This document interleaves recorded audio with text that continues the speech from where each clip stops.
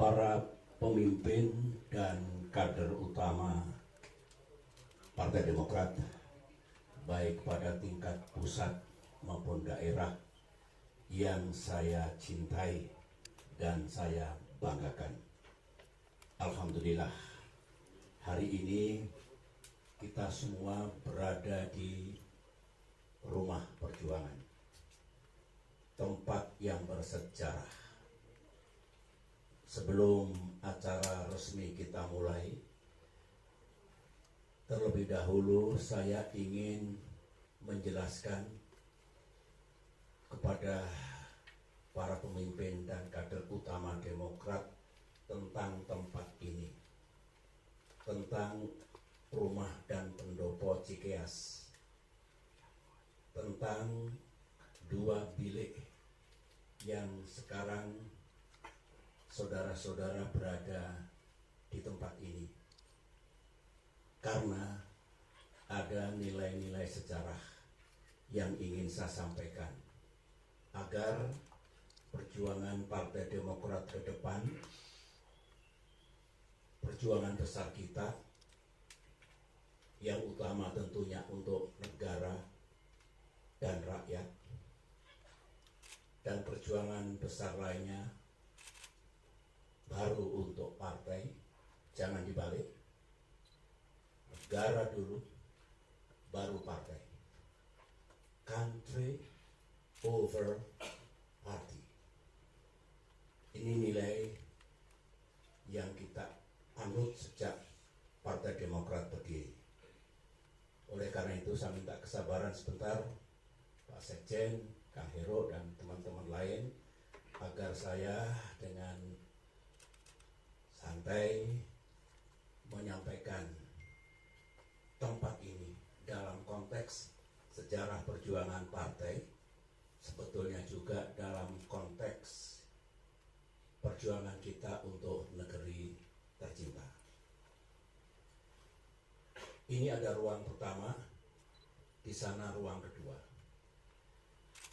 Dulu waktu saya menjabat sebagai Kasospol ABRI, sebelum menjadi menteri, saya terlibat aktif dalam upaya untuk mengatasi krisis 1998, dan kemudian saya mendapatkan mandat dari pimpinan ABRI untuk memimpin tim reformasi ABRI.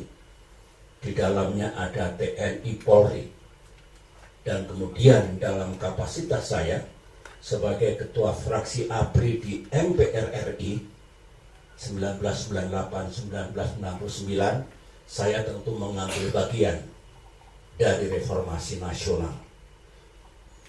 Tugas itu, kewajiban ini kami lakukan dengan banyak waktu yang saya gunakan, terutama malam hari atau hari libur di tempat ini. Pada saat saya berada di luar pemerintahan, pertengahan tahun 2001, saya dibebaskan dari posisi saya sebagai Menteri Koordinator Bidang Politik, Sosial, dan Keamanan. Pembebasan itu saya terima dengan ikhlas. Pasti Presiden Gus Dur memiliki pertimbangan tertentu yang baik untuk membebaskan saya dari posisi saya sebagai Menko Polsoskam atau kemudian menjadi Menko Polkam. Saya tetap menghormati beliau sampai akhir hayat beliau. Nah, ketika saya tidak berada di pemerintahan, ada gagasan untuk mendirikan partai, mendirikan yang kemudian Partai Demokrat, partai yang kita cintai ini. Adalah pertemuan saya dengan almarhum Vencer Rumangkang, dilaksanakan di sebelah, nanti kita lihat mejanya masih ada, yang intinya, Bapak, mengapa kita tidak mendirikan partai politik? Karena kemarin Pak SBY kalah dalam pemilihan wakil presiden yang dipilih oleh MPR RI. Saya kalah. Saya pernah kalah, dan kalah itu indah. Kalau kita dengan ikhlas menerima kekalahan itu, kemudian berjuang lagi dengan tekad yang bulat, ikhtiar yang cerdas sambil memohon pertolongan Allah Subhanahu wa Ta'ala, Tuhan yang Maha Kuasa. Saya masih belum tergerak, tetapi Pak Vencer Mangkang, tolong Bapak pertimbangkan, Pak. Ini kan sarana perjuangan. Dalam demokrasi kan mesti ada partai politik. Mendengar itu saya jadi ingat. Karena dulu waktu saya masih di militer, dalam semangat reformasi, TNI aktif itu tabu untuk memasuki dunia politik. Politik praktis. Itu salah satu doktrin yang kita keluarkan dulu pada saat reformasi ABRI, yang saya menjadi tim reformasinya, ketua tim reformasinya, kami jalankan. Benar, saya tergugah, terinspirasi. Kalau masih jadi jenderal aktif misalnya, jangan berpolitik. Kalau mau berpolitik, pensiun. Oleh karena itu, Ketua Umum AHY dan beberapa mantan perwira militer yang karirnya dulu cemerlang, cerah, tapi ketika pindah pengabdian dari dunia militer ke dunia pemerintahan atau politik, syaratnya harus mundur. Itulah ya, salah satu yang kita gagas dulu. Nah, kembali ke situ, kembali ke sejarah mendirikan partai. Akhirnya saya, oke, Pak Vencer, saya renungkan dulu, saya pertimbangkan dulu. Akhirnya satu hari kemudian saya duduk sama almarhumah Ibu Ani di tempat ini. Saya sampaikan ajakan untuk mendirikan partai. Ibu Ani orang yang juga berhati-hati, berpikir secara utuh sebelum menyampaikan pandangannya kepada saya. Ibu Ani kalau menyampaikan sesuatu pasti sudah dipikirkan dalam-dalam, bukan asal-asalan. Akhirnya ya mungkin betul itu sarana untuk berjuang di dunia politik, tapi tolong kalau panggil saya Pepo hitung yang mendalam, dikalkulasikan dengan baik. Kalau sudah siap, kalau itu benar, saya akan mendukungnya. Itu kata-kata almarhumah. Pertemuan berjalan dengan cepat, saya masih berada di luar pemerintahan. Jadi sah bagi saya untuk berpikir seperti itu, untuk memiliki sarana perjuangan yang sah dalam tatanan demokrasi. Singkat kata, akhirnya bismillah, saya setuju. Dan sejak itu kami hanya bertiga, kadang-kadang berdua saja dengan Ibu Ani, mulai memikirkan partai ini. Di meja sebelah, itulah diskusi kami. Setelah saya pertimbangkan, partai kita nanti akan kita namakan Partai Demokrat. In this room, di ruangan ini, di meja sana, saya menggagas bendera partai yang paling baik seperti apa. I love peace. Saya mencintai perdamaian. Saya jenderal. Tetapi ketika saya bertugas di Bosnia, di Herzegovina, melihat porak-porandanya bekas negara Yugoslavia, korban percatuan, negaranya hancur. There is no peace. Saya bermohon pada Allah, ya Allah, mudah-mudahan melalui Partai Demokrat ini ke depan saya selalu dituntun untuk tidak mengorbankan peace atau kedamaian dalam arti luas, termasuk kerukunan antar identitas, saling hormat menghormati, kepatuhan pada pranata hukum, itu semua dalam wilayah peace, kedamaian atau perdamaian. Waktu saya berdinas di PBB, bendera PBB itu biru, blue. Itu melambangkan peace, truth, wisdom, dan sebagainya. Akhirnya saya buat lambang Partai Demokrat segitiga merah putih, karena waktu itu doktrin kita 3 perjuangan. Dan di sebelah mejanya saya tunjukkan tadi, disitulah saya bikin draft bendera Partai Demokrat, ditunggui Ibu Ani. Berlanjut lagi, lambang partai sudah, nama partai sudah, lambang partai sudah, bendera partai sudah. Di sebelah tepatnya Taufikur Rahman itu dulu ada keyboard. Saya juga musisi, ini saya belajar kembali main bass gitar setelah sekian puluh tahun tidak main, supaya ingat kembali. I am musician, I am songwriter. Saya ikut band dulu, masih muda sampai masuk akademi militer. Di situ ada keyboard. Saya susunlah, saya pikirkan Mars Partai Demokrat. Di ruangan ini, liriknya maupun nadanya. Bahkan untuk mencoba itu saya dengan almarhumah teman-teman mencoba di ruangan ini.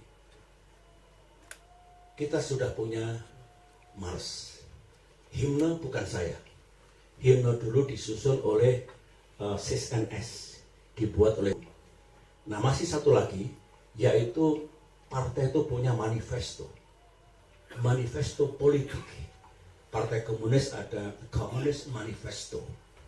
Di Inggris kalau dilihat Partai Labour ada Labour Manifesto.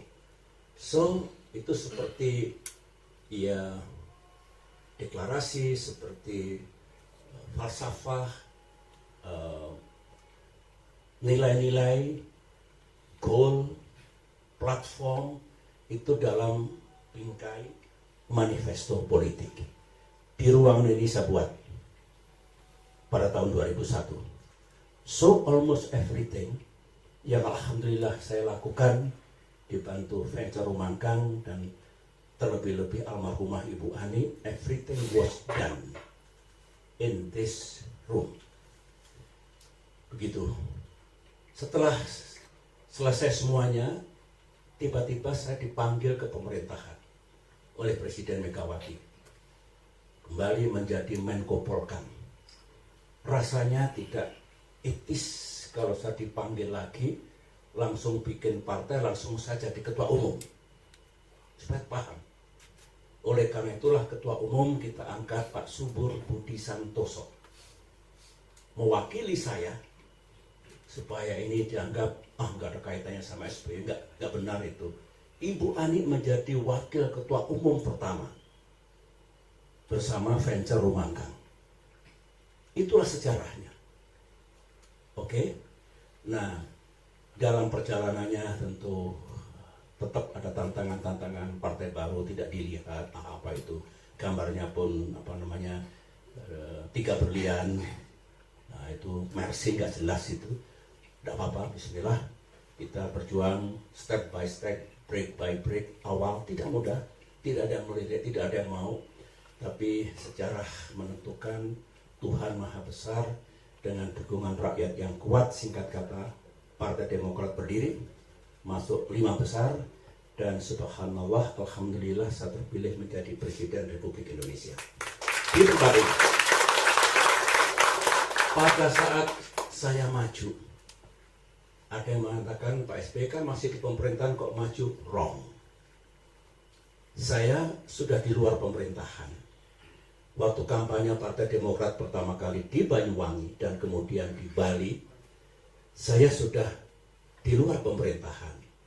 Jadi apalagi setelah maju jadi capres setelah pemilu legislatif, saya sudah di luar pemerintahan. Ini meluruskan sejarah yang dibengkokkan ke sana ke sini.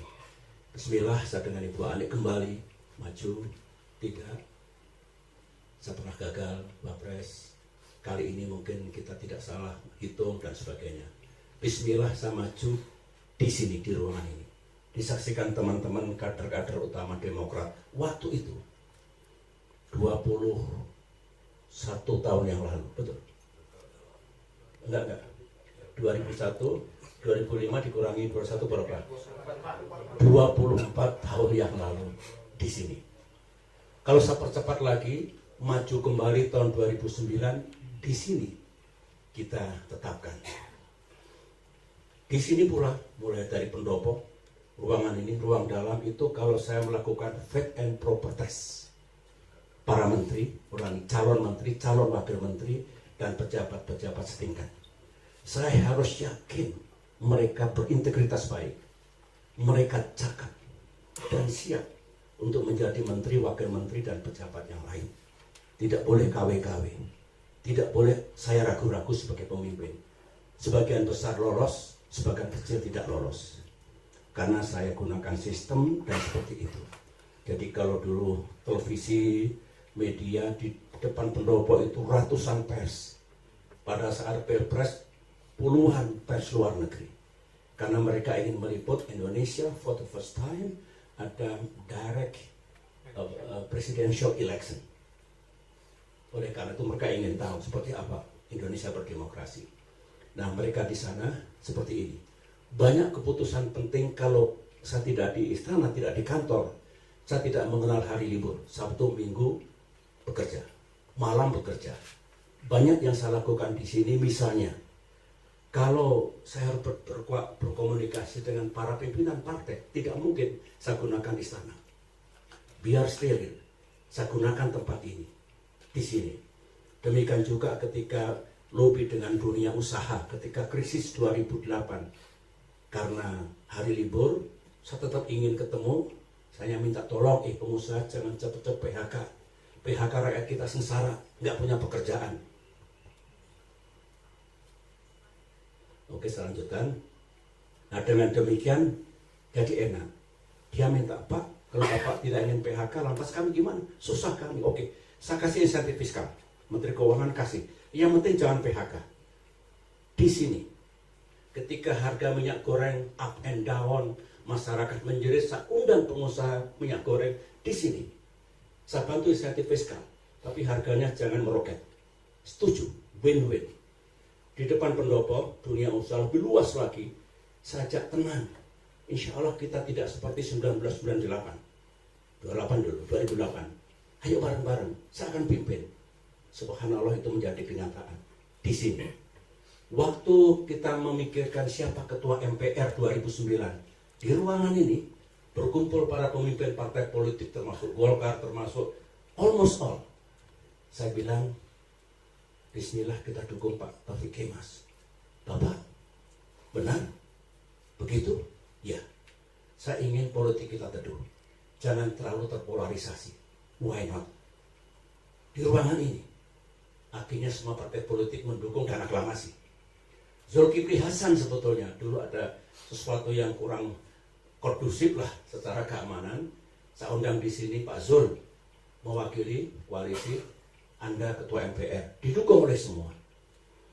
Pada saat ada tanda-tanda akan ada benturan di nasional, setelah quick count tahun 2014, Pak Jokowi, Pak JK lawan Pak Prabowo, Pak Hatta. Saya dilapori, ingat 2014 saya netral. Saya lebih baik tidak ikut sana sini, tidak cawe-cawe, karena saya ingin benturan itu saya ikuti keras dan akan makin keras. Saya dengan bersikap netral lebih mudah. Tugas saya memastikan nomor satu, pemilu dan pilpresnya berjalan secara aman dan damai, secara aman dan damai. Itu tanggung jawab saya, tanggung jawab presiden. Aman dan damai.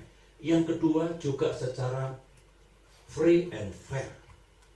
Jurdil, tanggung jawab saya. TNI, Polri, BIN semua saya instruksikan netral. Sama dengan 2009 saya maju lagi netral. Seperti itu.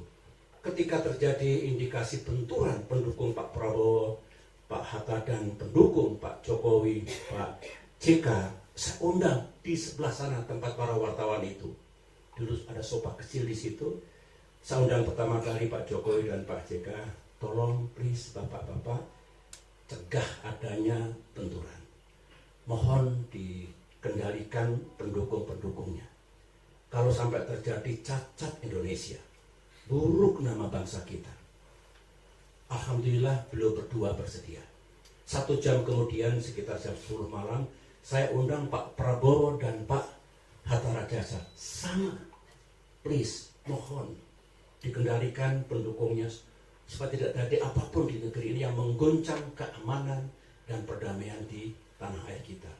Alhamdulillah beliau berdua bersetuju. Semua dilaksanakan di tempat ini. Mudah-mudahan tempat ini membawa berkah. Amin. Mudah-mudahan saya mendoakan yang di depan saya ke depan nanti sukses, amin, berhasil dalam perjuangan politik. Tetapi politiknya kalau dipilih prioritasnya mana? Country first, Indonesia first, baru party, baru yang lain-lain. Tidak elok tiba-tiba yang dikedepankan partainya, keluarganya, family. This not etika dan moral politik yang kita anut sejak dulu. Dengan penjelasan ini, mudah-mudahan kita semua, ayo kita jaga nilai-nilai yang kita yakini sebagai partai, etika, moral, penghormatan kepada konstitusi, undang-undang, tatanan sistem, hubungan dengan rakyat, mendengarkan aspirasi mereka, agar kebijakan nanti entah di pusat maupun daerah pas secara konstitusional, pas sesuai dengan visi pemimpin, dan pas sesuai harapan rakyat Indonesia. Itu yang mesti kita jaga. Demokrat harus konsisten. Apakah kita berada di oposisi dulu pernah, atau setelah kita berada di pemerintahan tetap dengan values itu. Kita dukung Pak Prabowo agar sukses, etikanya begitu. Karena kita bagian dari pemerintahan, mendukung dan mengawal. Mengawal kalau ada sesuatu yang ingin disampaikan Demokrat, manakala tanpa disadari ada kebijakan pemerintah yang mungkin sedikit kurang pas dan barangkali bertentangan dengan aspirasi rakyat. Kawan yang setia, pengawal sejati, mendukung penuh, loyal penuh, tetapi tetap punya ruang untuk menyampaikan itu.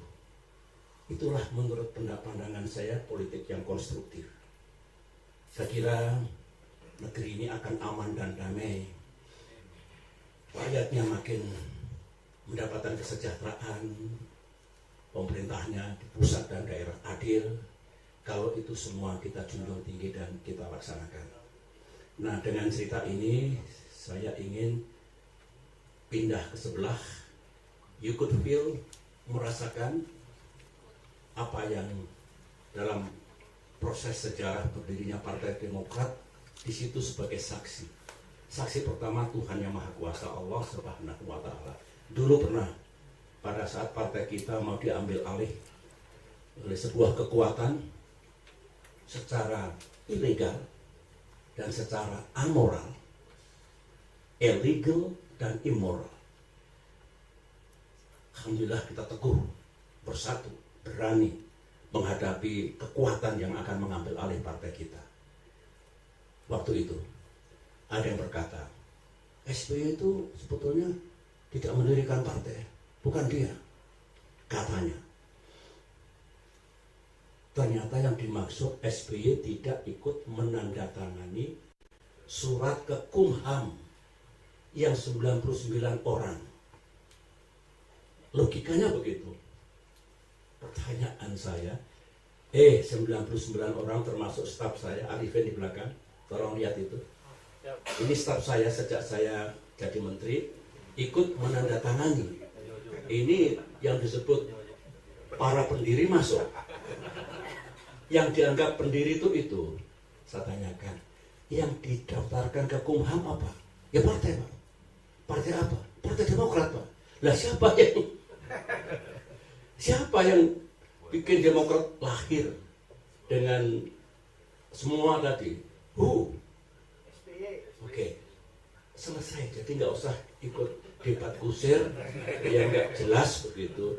Saya alhamdulillah ketemu di ruangan ini bisa menyaksikan.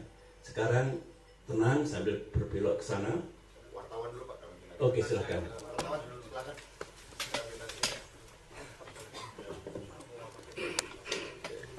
Arahin belakang sana nanti.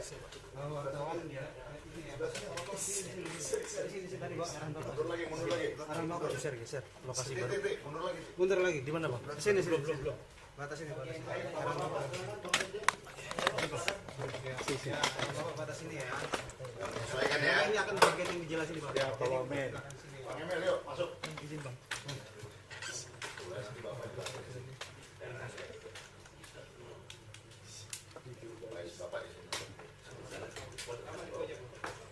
Masuk. Sesuaikan tempatnya semua. Silakan masuk.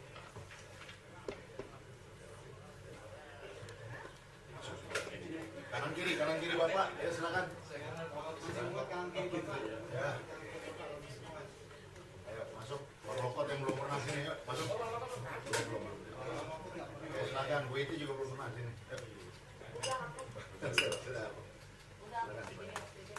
Bu, boleh Bu, izin Bu. Bu, maaf ya Bu. Di samping-samping Bu. Bapak izin Bapak. Sini juga bisa Pak.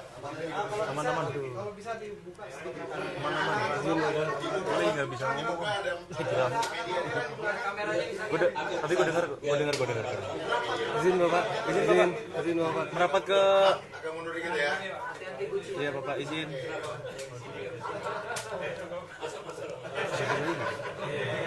Kelihatan lagi.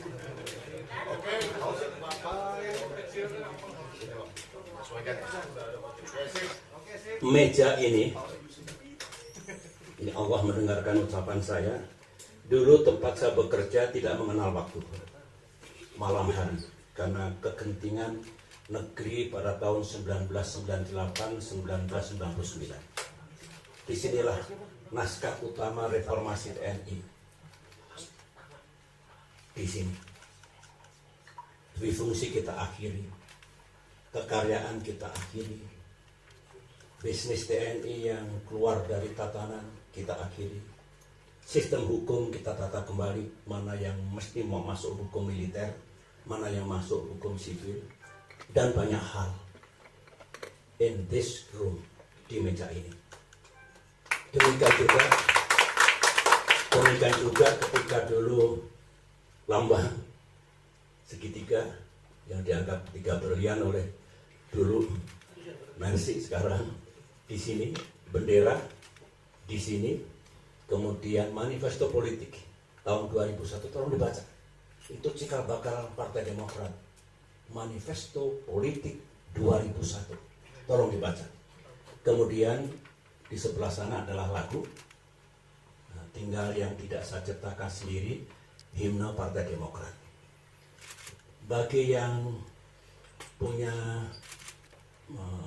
minat pada dunia X gitu ya,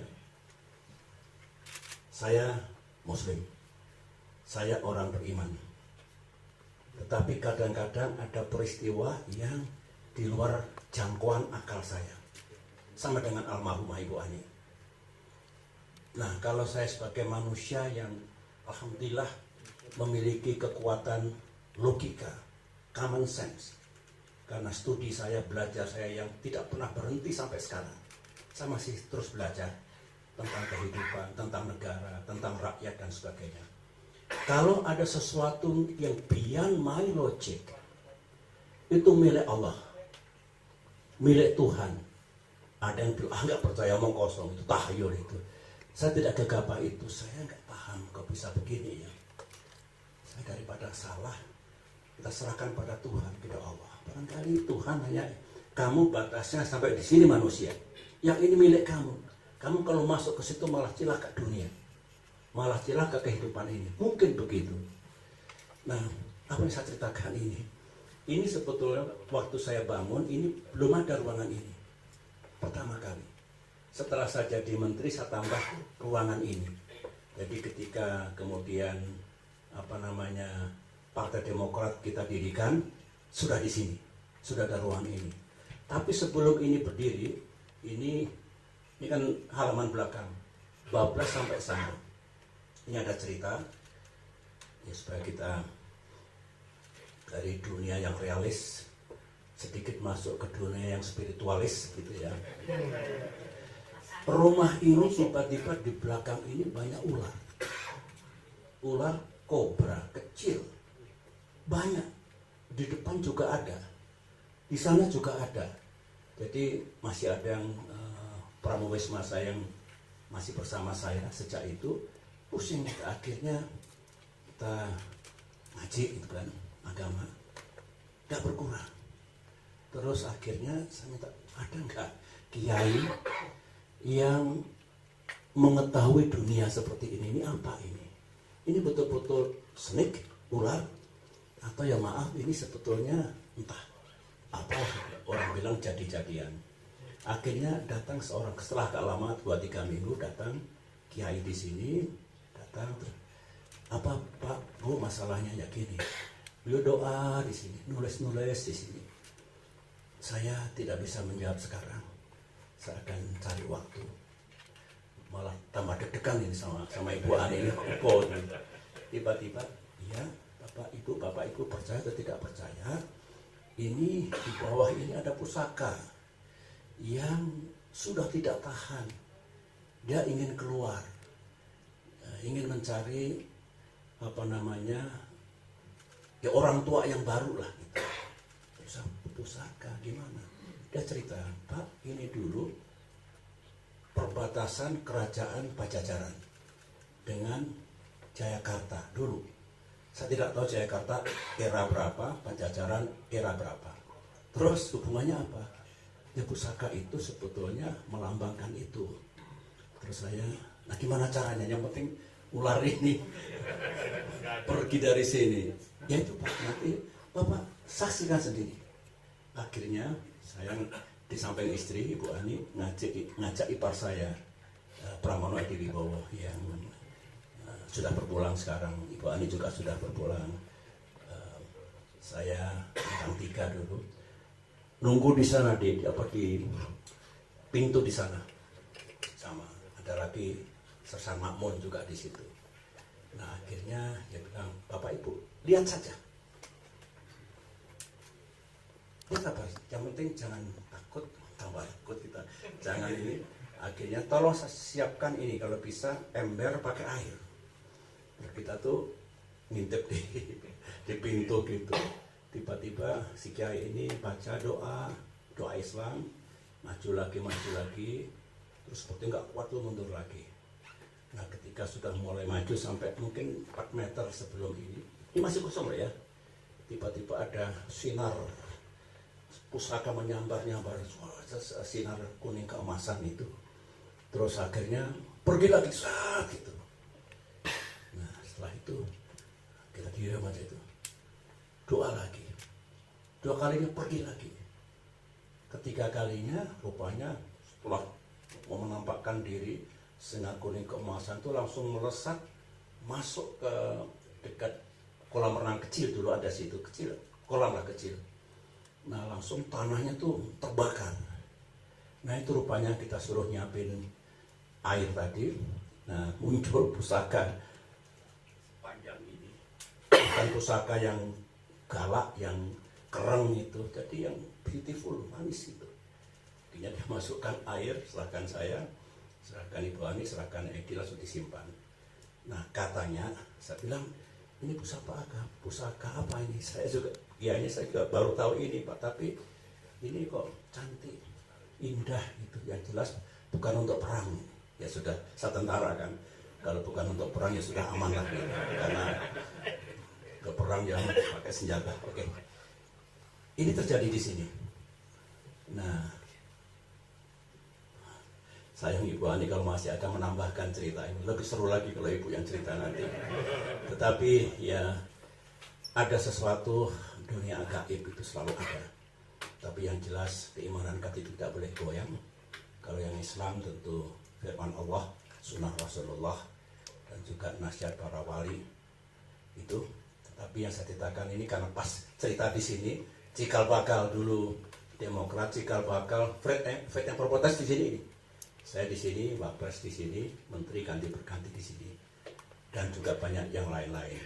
Ketika AHY dengan sangat berat harus mengambil keputusan menjelang pemilihan Gubernur Jakarta, masih ingat? Di ruang ini, saya dengan Ibu Ani memilih diam karena takut salah memberikan nasihat. Saya bilang, silahkan Gus, kamu sudah punya karier yang baik di militer, cemerlang. Tapi kalau ada panggilan tugas yang lain, karena diharapkan oleh sejumlah kekuatan politik, tokoh politik, pikirkan dalam-dalam, ajak Anissa berdua, bukan aku dan bukan Memo. Karena setelah keputusan diambil, bisa sukses, bisa gagal. Kedepannya bisa mulus, bisa tidak mulus. Kamu sama istri, sama keluarga. Saya tidak boleh karena bisa salah. Pikirkan baik-baik dan tahu risikonya. Semalaman istikharah, pagi-pagi saya masih ingat karena harus segera mendaftarkan ke KPUD dulu. Masih pagi sekali, kelihatan kalau nggak tidur semalam, segala macam perasaan. Saya dengan Ibu Ani juga begitu. Di ruangan ini mengatakan, Bismillah, saya siap untuk pindah pengabdian. Ibu Ani nangis, she was crying, karena tahu risikonya. Dan memang benar, tidak mudah, gagal. Setelah itu masuk dunia politik 7-8 tahun juga terbanting-banting, tidak mudah. 5 tahun menghadapi aksi pembegalan, tidak mudah. Semua sudah tahu karena bareng-bareng, tapi ya sekali dia pilih, sudah pilih. Semoga Tuhan memberikan yang indah. Inilah para kader utama, para pemimpin Demokrat yang saya cintai, terutama apa yang saya sampaikan tadi, kiranya ayo menjadi pedoman kita, tuntunan kita untuk melanjutkan perjuangan untuk negara dan partai kita. Nah, yang cerita tambahan ya untuk selingan, untuk tambah pengetahuan. Terima kasih, kita kembali ke sana. Wartawan, silakan. Wartawan. Wartawan keluar langsung. Makasih. Langsung keluar, Pak. Ya, keluar. Masuk ke pendopo boleh. Ya. Udah dapat banyak itu, yuk. Terima kasih. Terima kasih ya, terima kasih.